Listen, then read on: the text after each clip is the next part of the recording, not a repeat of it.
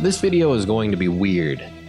As always, we'll pretend the content is related to Rocket League, but I think by now everyone here can just admit that they're interested in philosophy and science. Or you might just be here to listen to my voice, and that's okay too. If you're new here, this is Bad Boogl, and on this channel we talk about Rocket League and stuff. If you're not interested in Rocket League or stuff, then please don't bother us here.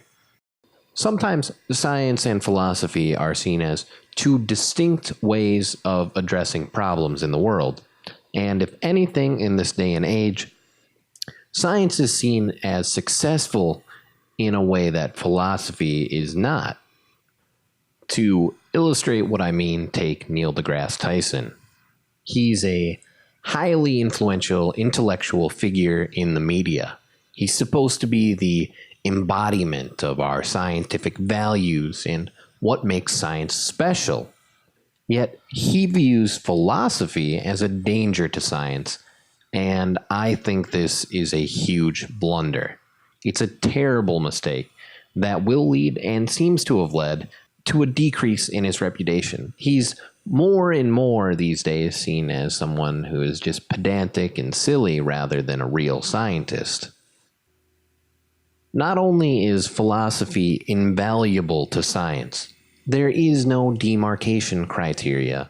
There's no criteria that defines something as science versus philosophy, or philosophy versus science. There is no point at which we can say we are now perpetrating science rather than philosophy. They are simply on a continuum, and that's the only way we can understand it. That's the only way that is useful in looking at something like this. When science gains too much epistemic value, we run the risk of repeating some atrocious thinking we wish would belong only to the past. Professor Jeffrey L. Kasser frames this very nicely, so I'm going to quote him here. The intriguing importance of science is epistemic.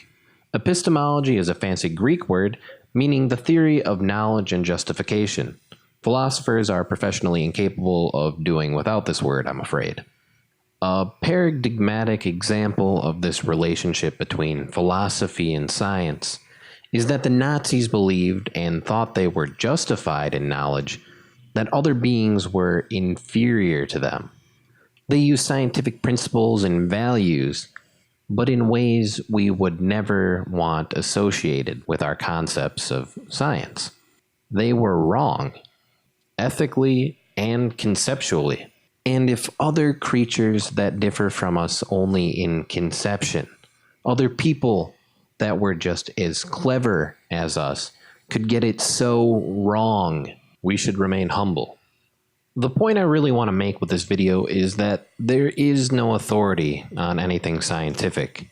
The best we can do if we want to make better scientists is to look at history's examples of exceptional ones.